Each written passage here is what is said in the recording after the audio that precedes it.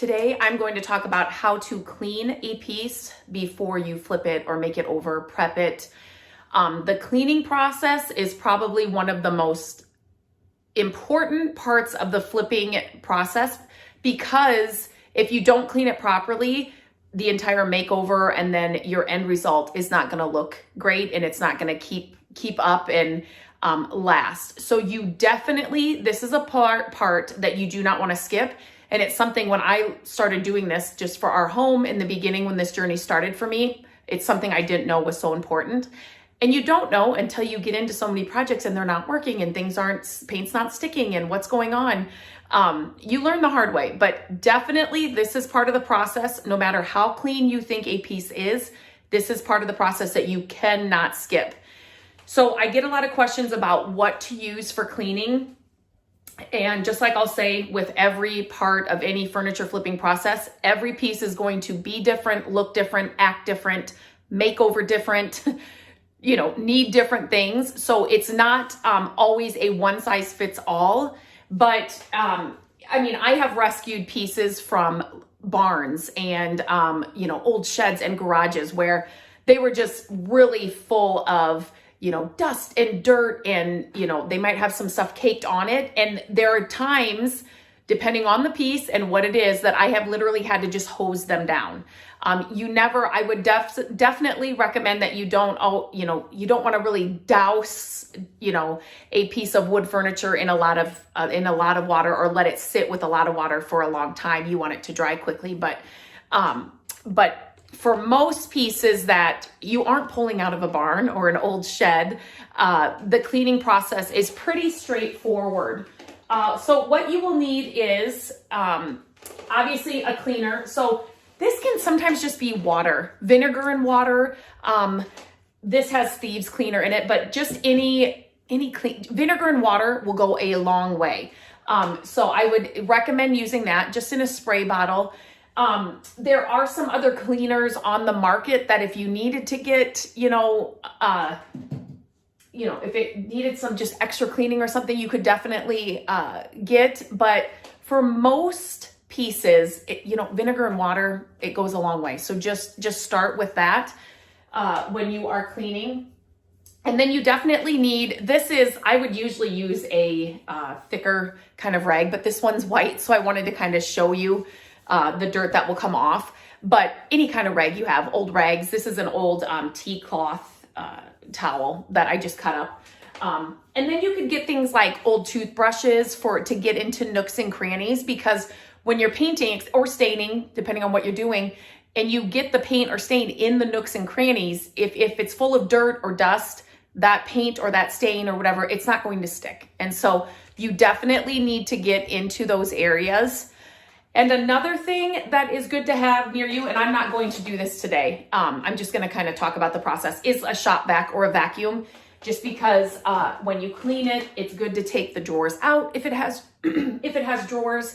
If there's maybe some cabinet doors on your piece, you can get into the nooks and crannies with like in the corners and things with your shop vac. And sometimes you will see, and I can show you over here, you will get a piece that's got cobwebs, things like that, extra dust that just come along with it, that you will want to get out. So for me, the cleaning process, it's a really rainy day today. So I'm doing all of this makeover in my office, but that's all right. This one, somebody lined with, I'm sure it's contact paper. And whenever I find this, I am always so happy, because it usually, I would say 90% of the time, especially in these older pieces, when I pull it off, it is completely protected. You can see what I'm doing.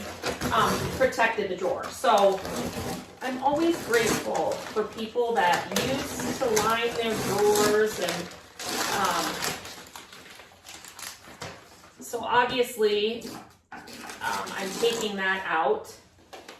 And then you are left with, obviously, the drawer. So when you are inside the drawers, I don't paint the insides of drawers or like the sides of drawers usually. I have done that a handful of times, but most of the time I don't.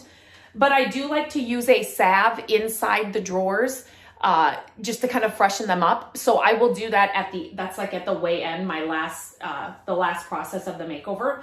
But so I do want to clean the insides of the drawers as well. But I just wanted to kind of show you, I mean, this is, it's not hard to do. It's just, you need to take the time to get into all of those areas and touch every surface. Oh, look at this. They even put like cardboard. Oh my goodness. That's amazing. In the front of this drawer to protect that. Well, I've never seen that before, but I'm not complaining. So you can spray it on your rag or, you know, right on the surface because you're not dousing it. But you want to get every little angle. So, you know, the sides of the drawers, the back of the drawers. You know, if you're not touching those, like I will with the salve, but you definitely just want a clean piece when you go to sell it. So the buyer doesn't have to worry about any of that. So what I wanted to kind of show with this is, I will not like clean the whole thing here, but inside here, you know, when you take out the drawers, you can clean the insides, the sides, just give it a really good cleaning.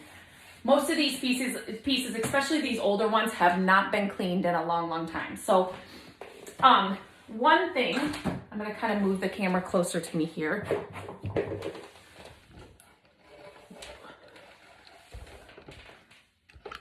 Okay. One thing is, like, the top of this doesn't look that bad from a distance or even close to it. It doesn't look like it's that dirty, but you will be amazed by how much, I'm gonna grab another cloth here, how much will come off even when you think it's not that dirty. So I just kind of want to show you this.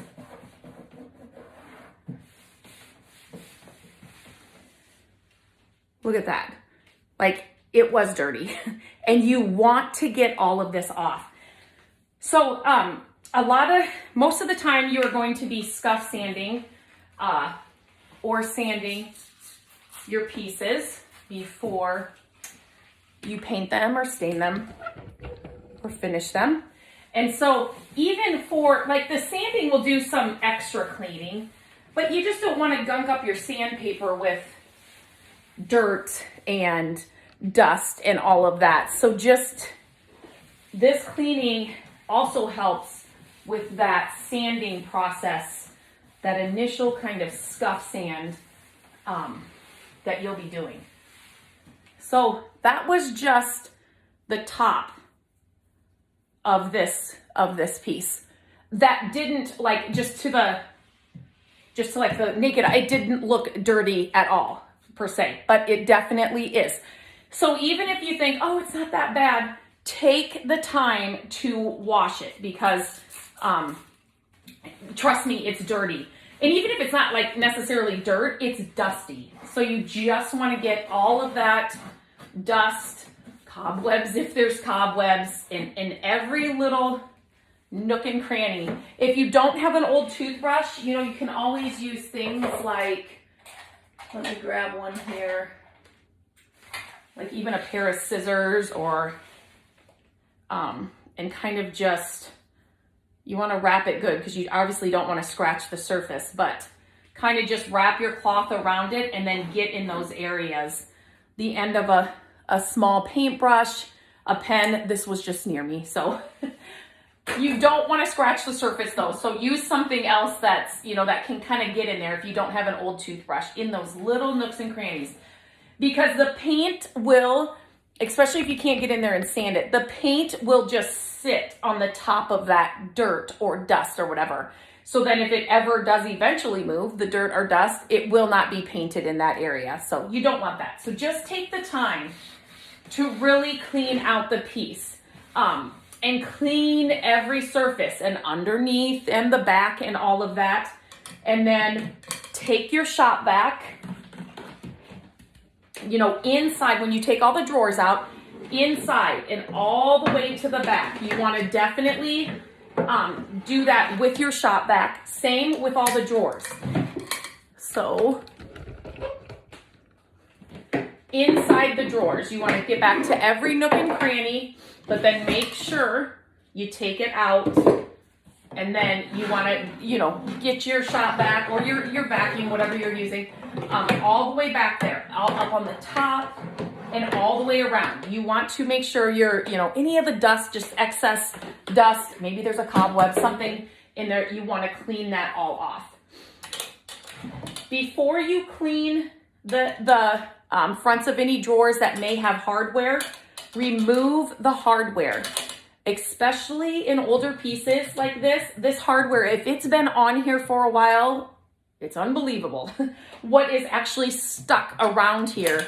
When you take this hardware off, you will definitely be able to see it, but it's kind of like gunks up around the hardware. So sometimes I will actually have to even use like a paint scraper to get that gunk off first and then clean it really well.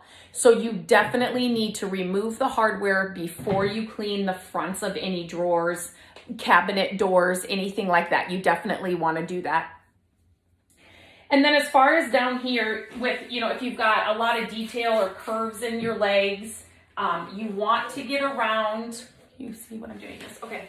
You want to get around all of those curves. You want to, again, if you've got a toothbrush, that's even better. Even use a Q-tip. Those are really good to have as well for furniture cleaning. And but you want to make sure you get in between every little line of every curve, because you don't want the paint sitting on top of dust or dirt, because then it'll eventually rub off or, you know, fall off because it's not stuck to the actual piece. So yeah, anything that's got, there are lines here. I don't know if you can see that, probably not, but there's kind of some detail indentation, 3 of them here on each side. Take a Q-tip in there, get it with, you know, your vinegar and water, and get it wet, and then get inside there and really, really clean it. So every inch of it needs to be cleaned off. This is part of the process. Trust me, I have learned the hard way. You do not want to skip this step, because it's going to make all the difference in the makeover and the outcome in the end. So a really good cleaning. It's not that it has to take you 4 hours. I'm not saying that, but just make sure you kind of have a little bucket of supplies. Those things will help, like the toothbrush, the Q-tips, you know, a vinegar and water, and then your like a shop vac, a vacuum. You want to make sure and take out the hardware, so a screwdriver, a drill, those kinds of things, and rags. You need a lot of rags. And even if you think it doesn't look dirty, it is dirty or dusty. So wipe off every part, every surface, and get in every little nook and cranny, and then the process will go a lot more smoothly and the outcome will be so much better.